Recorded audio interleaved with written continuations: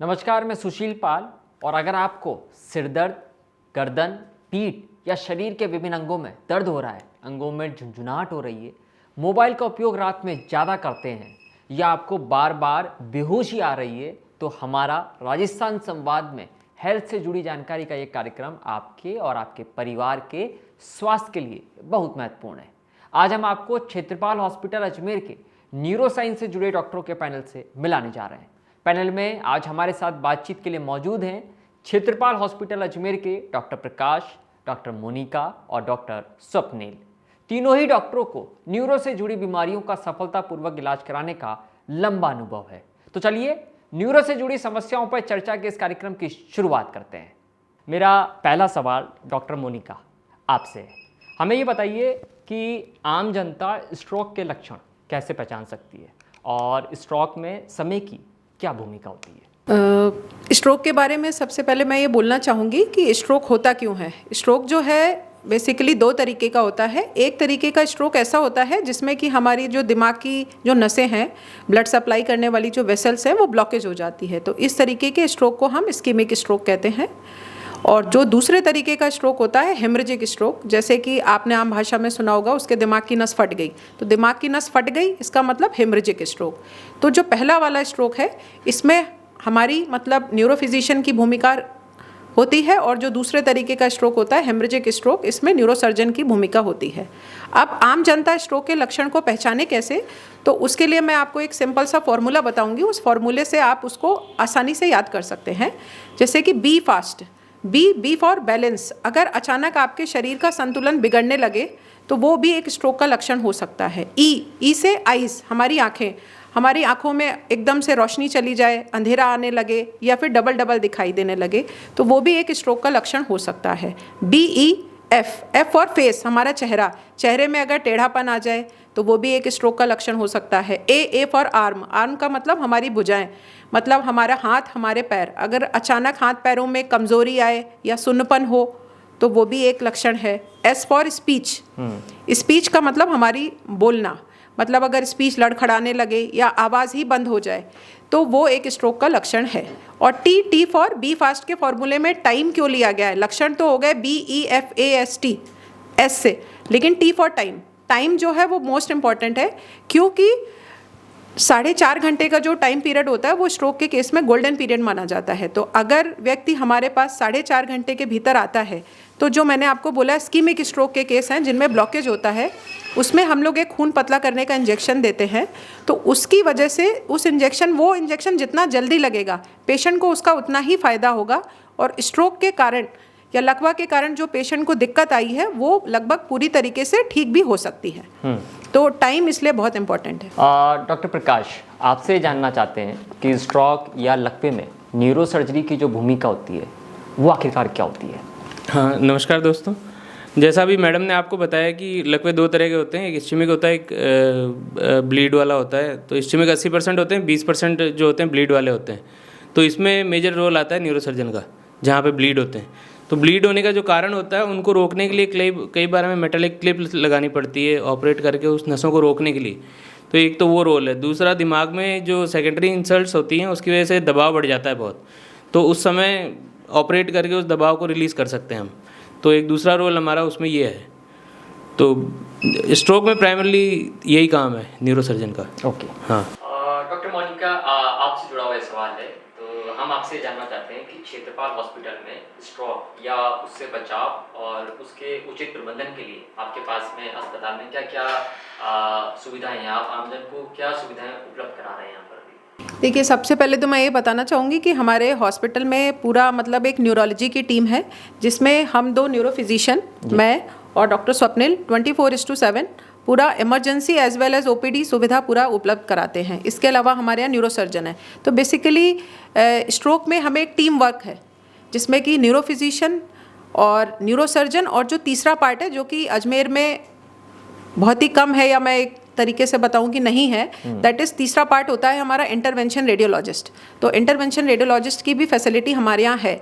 और उसके अलावा जैसे जो भी स्ट्रोक के बाद चीज़ें होती हैं, physiotherapist, occupational therapist, speech therapist, सारी चीज़ों की फैसिलिटी है। और सबसे मोस्ट इम्पॉर्टेंट चीज़ ये है कि अगर रात में भी किसी पेशेंट को ज़रूरत है, मान लीजिए जैसे मैंने आपको बताया कि थ्रोम्बोलिसिस जो इंजेक्शन लगता है 4.5 घंटे के भीतर, अगर उस टाइम पीरियड में पेशेंट हमारे पास रात में भी आता है तो रात में हम लोग जाते हैं, उसको अटेंड करते हैं और उस चीज़ का इंजेक्शन वगैरह जो भी मतलब प्राइमरीली ट्रीटमेंट है बेस्ट से बेस्ट वो देते हैं। डॉक्टर स्वप्निल, आपसे ये जानना चाहते हैं कि स्ट्रोक से जो मरीज ठीक हुए हैं उनके पुनर्वास के लिए क्षेत्रपाल हॉस्पिटल अजमेर में क्या मदद है जो आप उपलब्ध करवा रहे हैं वहाँ पर? जी नमस्कार, मैं डॉक्टर स्वप्निल समाध्या। देखिए, जिस प्रकार कोई तूफ़ान हो, भूकंप हो, वो जब आता है उस समय तो जो नुकसान करता है वो करता ही है, उसके बाद में बहुत सारा डैमेज जो है बाद में छोड़ जाता है। इसी प्रकार एक स्ट्रोक का जो पेशेंट होता है जिसको लकवा उस समय पड़ा है, उसके भी जीवन बहुत तरीके से प्रभावित होता है, जिसमें एक मुख्य जो होता है वो फिजिकल डिसेबिलिटी होती है, जो कि वो दिनचर्या पहले फॉलो करता था वो नहीं कर पाता है। घर के लिए जो उपयोगी साबित हो सकता है, समाज के लिए हो सकता था, वो उपयोगिता उसकी नहीं रहती है, तो इसको हम फिजिकल डिसेबिलिटी कहते हैं। इससे उत्पन्न होने वाली डिसेबिलिटी फिजिकल की वजह से ऑक्यूपेशनल डिसेबिलिटी हो जाती है।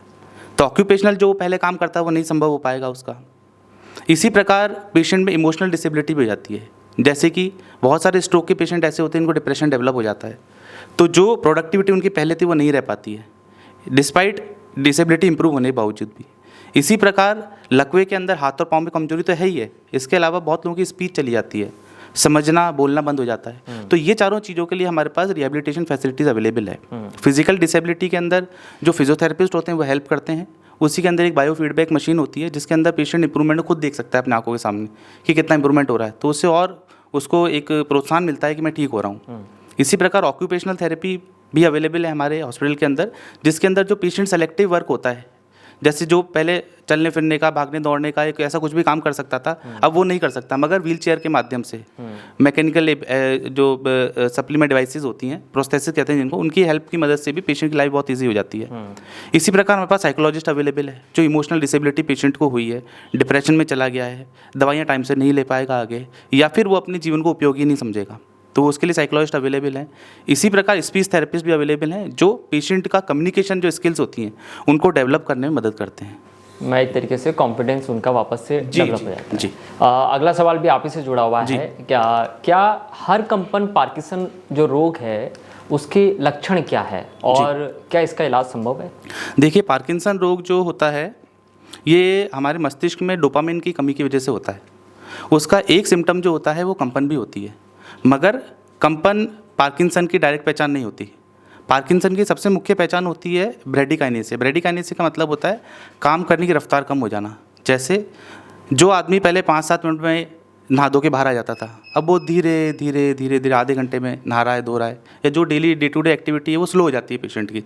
ये सबसे टिपिकल फीचर होता है। इसके साथ में अगर पेशेंट को कंपन है, कंपन का मतलब एक तरफ, पार्किंसन डिजीज़ हमेशा एक तरफ से स्टार्ट होती है, या तो सीधी तरफ से या उल्टी तरफ से, तो एक हाथ में कंपन होगी। उस कंपन की भी खास बात ये होती है वो रेस्टिंग होती है। रेस्टिंग का मतलब जब उसका हाथ आराम कर रहा होता है, जब उसका ध्यान उस हाथ पे नहीं होता, तब वो कंपन करता है।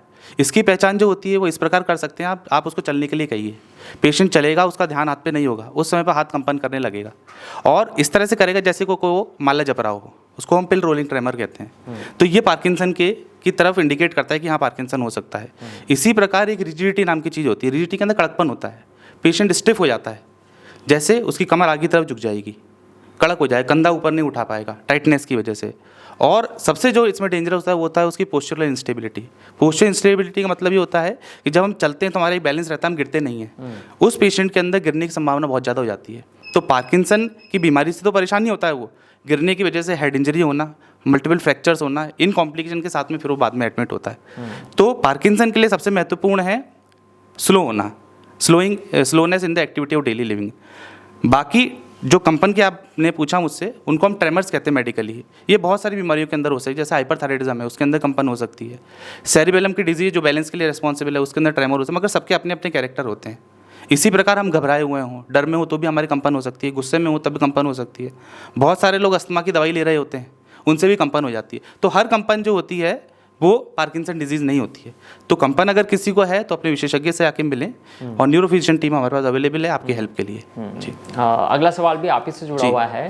क्षेत्रपाल हॉस्पिटल में पार्किंसन रोग के मरीज के लिए क्या क्या इलाज और उपचार आपके यहाँ पर उपलब्ध है? जी, जैसा कि मैंने बताया कि मस्तिष्क के अंदर हमारी डोपामिन की कमी की वजह से पार्किंसन होता है। तो शुरुआत में हम डोपामिन का रिप्लेसमेंट देते हैं, जैसे टाइप 1 डायबिटीज़ के अंदर इंसुलिन का रिप्लेसमेंट दिया जाता है, उसी प्रकार से हम ओरल सप्लीमेंट देते हैं डोपामिन के फॉर्म के अंदर। तो जैसे जैसे समय गुजरता जाता है तो हमारे जो मस्तिष्क के अंदर डोपामिन बनाने वाली कोशिकाएं होती है वो समय के साथ कम होती चली जाती हैं, और पार्किंसन का पता जब चलता है 80-90% लगभग डैमेज हो चुकी हैं। तो जैसे समय, जैसे मान के चलिए 1 साल में किसी को पार्किंसन की बीमारी डायग्नोस हुई, हमने डोपामिन का रिप्लेसमेंट दिया, तो पेशेंट को 2 साल, 3 साल, 4 साल, 5 साल, 7 साल, 8 साल, इतने लंबे टाइम तक बहुत अच्छा रिस्पॉन्स मिलता है। मगर जैसे जैसे समस्या आगे बढ़ती जाती है और सेल कम होते जाते हैं, तो वही दवाई जो काम कर रही थी, पेशेंट को 4 घंटे 6 घंटे आराम दे रही थी, वही दवाई का असर आधे घंटे रहने लग जाता है, 1 घंटे रहने लग जाता है, या फिर उसका बहुत ज़्यादा असर आने लगता है। तो पेशेंट जो पहले स्लो था वो हाइपरकाइनेटिक हो जाता है, बहुत ज़्यादा डांसिंग टाइप के मूवमेंट स्टार्ट हो जाते हैं। इस तरह की समस्या आगे जाके डेवलप हो जाती हैं। तो उसी के अंदर ये जो कंडीशन होती है उसको हम एडवांस्ड पार्किंसन डिजीज़ कहते हैं। ऐसी कंडीशन के अंदर यूजुअली हम एक एपोमॉर्फिन पंप या फिर DBS नाम की तकनीक है जो काम में लेते हैं, और हमारे अस्पताल के अंदर एपोमॉर्फिन पंप हम मरीजों के लगाते हैं, जिससे कि उनका जो ऑफ पीरियड है, ऑफ पीरियड का मतलब होता है जिस समय वो काम नहीं कर सकता था स्लोनेस की वजह से, कड़क होने की वजह से, उस पीरियड को कम किया जा सकता है। ये सुविधा राजस्थान के अंदर बहुत ही लिमिटेड सेंटर्स के अंदर है, और अजमेर के अंदर सिर्फ हमारे संस्थान के अंदर अवेलेबल है। कुल मिलाकर अजमेर अगर वो क्षेत्रपाल हॉस्पिटल आता है तो उसको यहाँ से जयपुर जाने की जरूरत नहीं है। जी, जयपुर में भी हर जगह अवेलेबल नहीं है, बहुत मुश्किल से 1 या 2 लोगों को मुश्किल से कभी किया होगा किसी ने, बाकी राजस्थान के अंदर शायद हमने ही 1 या 2 लोगों के अंदर एपोमॉर्फिन पंप लगाया है। डॉक्टर मोनिका, ये सवाल आपसे जुड़ा हुआ है। हम ये जानना चाहते हैं कि जो आम सर दर्द होता है वो इतना खतरनाक कब हो सकता है कि मरीज को न्यूरो फिजिशियन से कंसल्ट करना पड़े, और अगर ये red flag science of headache जो है वो क्या है?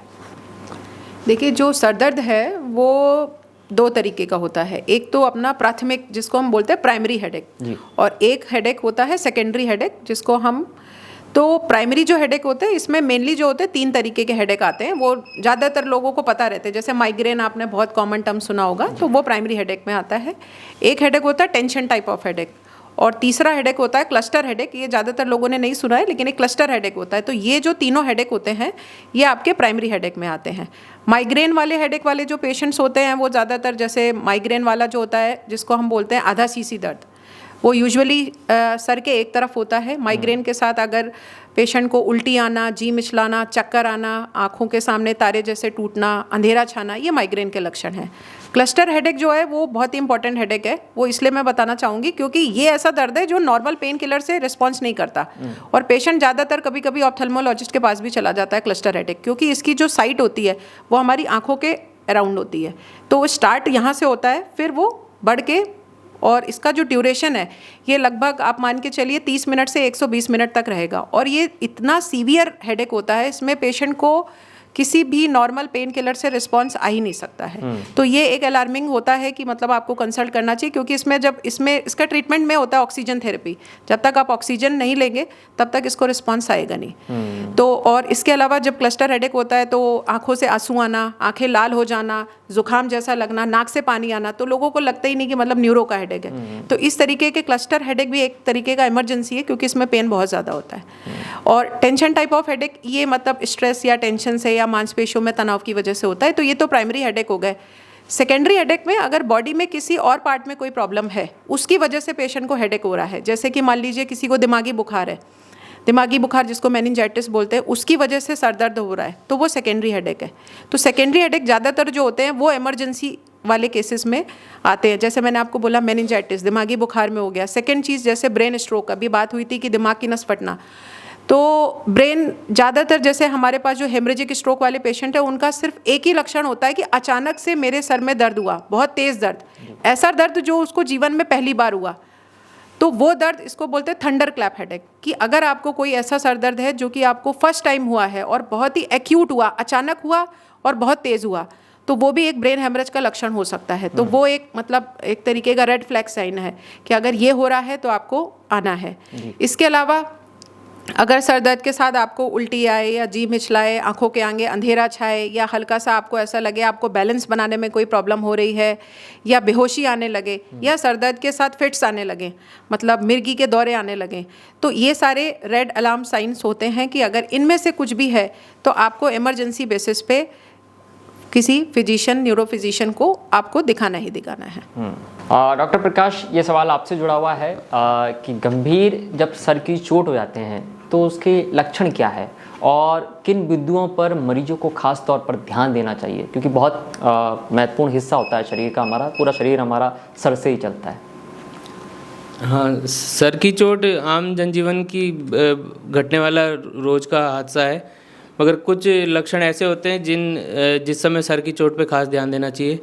जैसे चोट के बाद या उसके आसपास वो मरीज़ बेहोश हुआ हो, या फिर वो जिसकी जो मर्यादा होती है 5 मिनट से ज़्यादा हो, 5 मिनट से ज़्यादा वो बेहोश हुआ हो, या वो इवेंट भूल गया हो किस कारण वो बेहोश हुआ है, क्या कैसे चोट लगी है, या उसे उल्टी हुई हो, या नाक कान से खून आया हो, तो या मिर्गी या तान कुछ आया हो उसको, इस तरह का इन 5 लक्षणों में से कुछ भी अगर है तो वो चोट को उसको गंभीरता से लेना है और निकटतम जहाँ पे भी संभव है आए वो डॉक्टर के पास और एडवाइस ले उससे, आगे अपने आप प्रोसीड ना करे। अगला सवाल भी आप ही से जुड़ा हुआ है कि सर या रीढ़, जो रीढ़ की हड्डी है हमारी, वहाँ अगर चोट लग जाए तो उसके बचाव के लिए क्या उपाय किया जाए और क्या करना चाहिए एक आम मरीज को? प्रिवेंशन इसका ज़्यादा अच्छा उपाय है। तो उसमें सबसे कॉमन तो जो चोटें लगती है उसमें कारण रोड ट्रैफिक एक्सीडेंट ही है जी। अगर ट्रैफिक नियमों का प्रॉपर पालन करें, हेलमेट पहने और नियमों का पालन करें, स्पीड की मर्यादा रखें, तो इनसे वैसे ही बचा जा सकता है।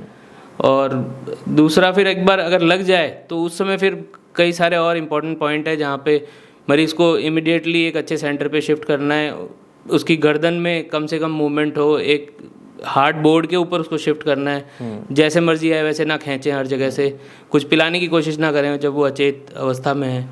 तो इन चीज़ों का ध्यान रखना पड़ता है और जल्द से जल्द एक अच्छे सेंटर पे उसको, कुल मिलाकर ज़्यादा मूवमेंट शरीर का हाँ नहीं हाँ वो नहीं करना है। जी, अगला सवाल भी आप ही से जुड़ा हुआ है। चितपाल हॉस्पिटल में न्यूरोलॉजी से संबंधित कौन कौन सी सर्जरी और ऑपरेशन हैं जो किए जा रहे हैं इस वक्त? हाँ, न्यूरोलॉजिकल सर्जरी में हमारे पास अमूमन सभी तरह की सर्जरी कर रहे हैं हम अभी।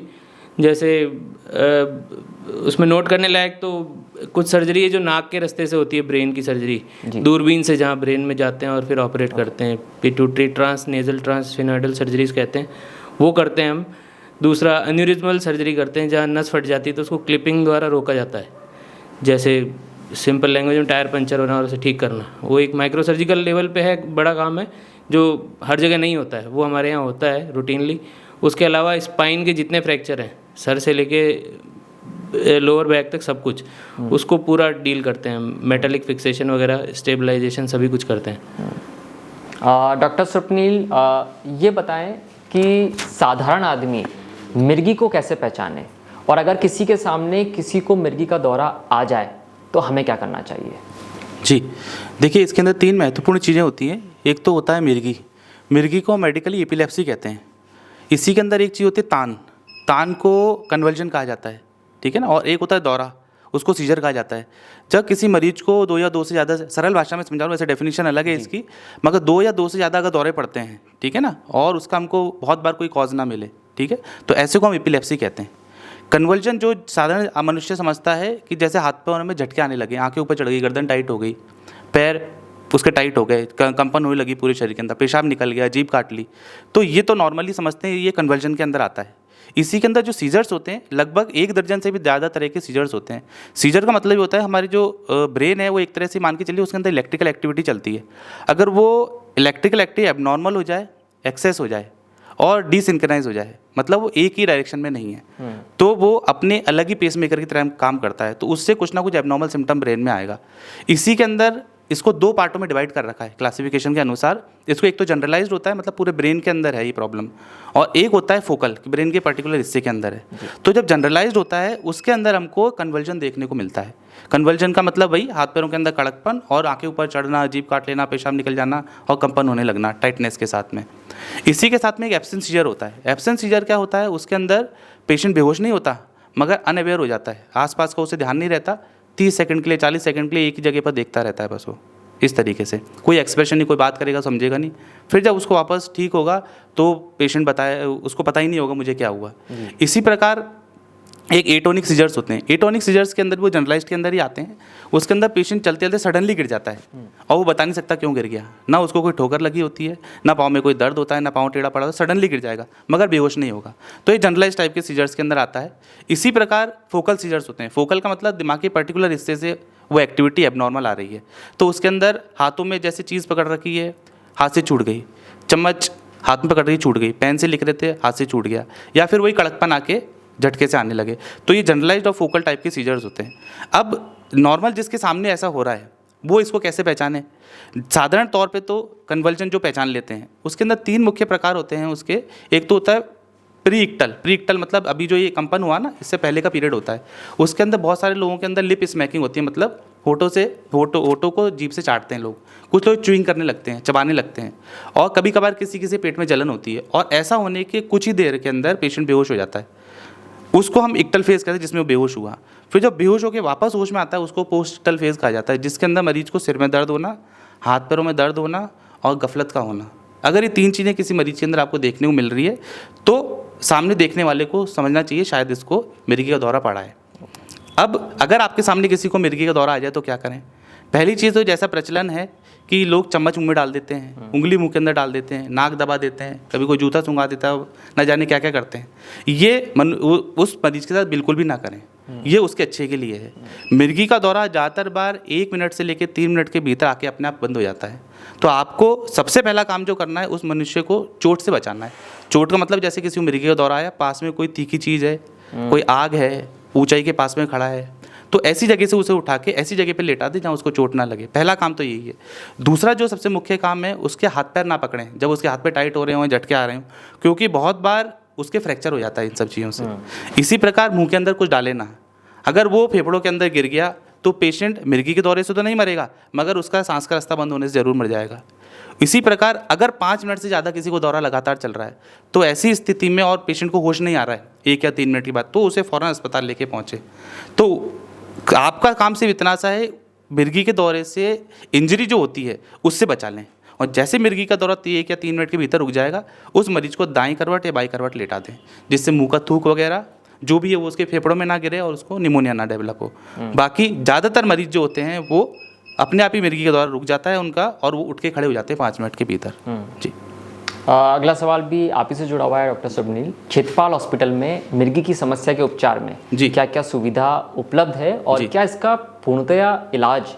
जी देखिए, मिर्गी एक ऐसी बीमारी है, एक तो टर्म होती है क्योर का मतलब होता है बीमारी को जड़ से ख़त्म कर देना। एक होता है कंट्रोल का मतलब होता है हम दवाइयों के माध्यम से, सर्जरी के माध्यम से उस बीमारी को कंट्रोल कर सकते हैं कि उनका जिस पेशेंट है हमारा उसका जीवन आसान हो सके जी। तो इसके अंदर कंट्रोल संभव है। 70% के लगभग जो इपिलेप्सी होती है उसके अंदर दवाइयों के माध्यम से कंट्रोल किया जा सकता है। 30% ऐसे पेशेंट होते हैं जो इंट्रैक्टेबल इपिलेप्सी के होते हैं, जिनको सर्जरी की रिक्वायरमेंट होती है, ठीक है ना। इसी के अंदर दवाइयाँ आज के समय के अंदर बहुत अच्छी अवेलेबल हैं। पुराने ज़माने की दवाइयाँ जो हुआ करती उनके साइड इफेक्ट बहुत ज़्यादा हुआ करते थे, दवाइयों के रिएक्शन आपस में बहुत हुआ करते थे, तो वो अब ज़माना जा चुका है। आज के ज़माने के अंदर आपस में रिएक्शन करने वाली दवाइयाँ और ऐसी दवाइयाँ जिनके साइड इफेक्ट बहुत ज़्यादा होते हैं, ऐसी दवाइयाँ अब अवेलेबल हैं जो 100% सेफ़ है, इवन इन द प्रेगनेंसी भी। तो प्रेगनेंसी भी अगर किसी को हो तो सेफली वो प्रेगनेंसी कंटिन्यू कर सकते हैं, उनकी लाइफ आसान हो सकती है और आगे वाले बच्चे के ऊपर भी कोई फ़र्क नहीं पड़ेगा। अब इसी के अंदर मैं आपको एक चीज़ जो बताना चाहता हूँ, हमारे पास एक्स्ट्रा सुविधा अवेलेबल है, शायद अजमेर में और कहीं नहीं है, वो है वीडियो ईजी की सुविधा, जो हमने डेडिकेटेड एक यूनिट हमारा बना रखा है, ICU के अंदर एक बेड दे रखा है जिसके ऊपर हम वीडियो ईजी करते हैं। अब वीडियो ईजी की क्या इंपॉर्टेंस होती है, जैसे बहुत बार क्या होता है हमको पता ही नहीं है कि मरीज को मिर्गी का दौरा आता है या नहीं आता है, उसको हम कहते हैं PNES का मतलब ये होता है साइकोजेनिक नॉन इपिलेप्टिक सीजर्स, मतलब पेशेंट दिखेगा आपको इपिलेप्सी का जैसा मगर उसको एक्चुअल में इपिलेप्सी नहीं होती है।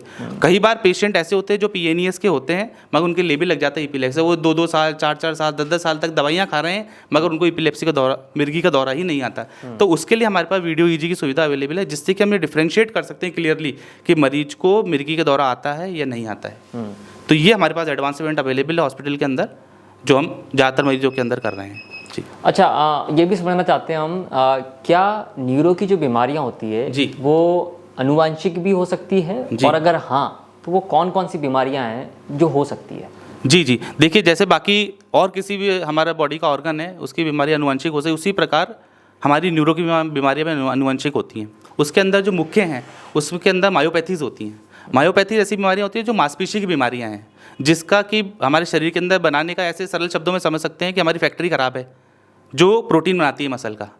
तो उसके अंदर Duchenne muscular dystrophy, Becker's muscular dystrophy, limb girdle muscular dystrophy, इस तरह की बीमारियाँ आती है जो कि शुरुआत 5 साल के भीतर होती है ड्यूशेन मस्कुलर डिस्ट्रॉफी की, और लगभग 10 साल से 15 साल के भीतर जिसको होती है उसकी मृत्यु हो जाती है मांसपेशी कमजोरी की वजह से या फिर कुछ और कॉम्प्लिकेशन की वजह से।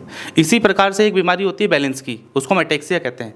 उसके क्रॉनिक फॉर्म्स जो होते हैं जो लंबे टाइम से फैमिली के अंदर रन कर रहे होते हैं, उसमें स्पाइनोसेरेब्रल एटेक्सिया बहुत कॉमन है जी, जो कि बहुत सारे लोगों के अंदर इस प्रकार देखने को मिलता है कि किसी ने उसको ऐसा बताया कि यार तुम्हारे चलने का तरीका शराबियों जैसा कैसे है, तो वो एक्सीडेंटली डॉक्टर को दिखाने आया कि सर मुझे चलने में ऐसी पहले प्रॉब्लम होती है कि मुझे कहते हैं लोग शराबी की जैसे कैसे चल रहा है। तो ज़्यादातर लोगों के अंदर अगर हम 10 पेशेंट ऐसे देखें तो 6 मरीजों के अंदर लगभग फैमिली हिस्ट्री पॉजिटिव होती है कि उनके पेरेंट्स के अंदर थी, दादा दादी में थी, नाना नानी में थी।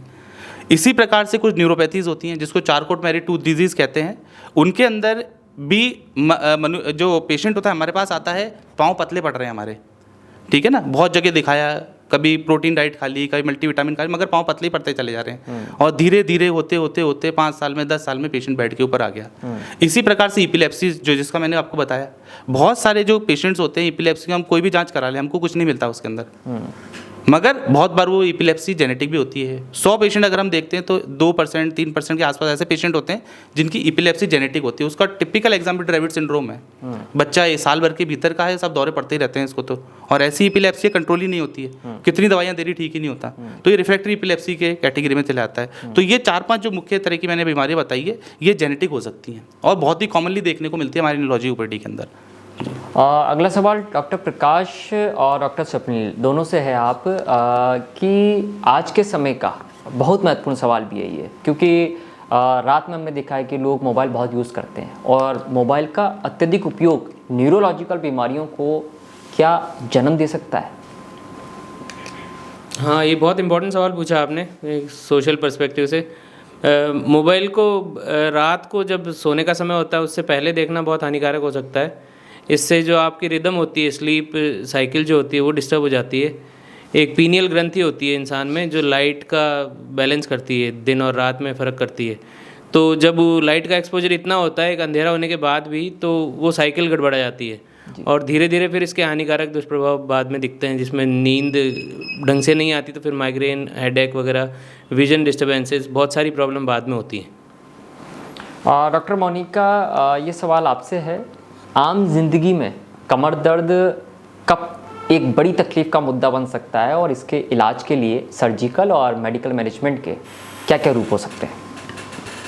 देखिए, जो कमर दर्द और गर्दन दर्द ये आजकल बहुत ही आम बीमारियां बनती जा रही है। मुझे लगता है सबको अपनी लाइफ में कभी ना कभी तो होती हैं। तो सबसे पहले तो आपको देखना है कि आपका लाइफस्टाइल कैसा है। मतलब कमर दर्द और गर्दन दर्द मोस्टली क्या होता है, दैट इज़ मतलब जॉब रिलेटेड होता है। अगर आप बहुत ज़्यादा देर तक कुर्सी में बैठे हैं, ठीक है, आपका मतलब जॉब प्रोफाइल अगर ऐसा है तो कमर दर्द और गर्दन दर्द होना स्वाभाविक है। तो सबसे पहले तो आप थोड़ा सा लाइफस्टाइल मॉडिफिकेशन करें।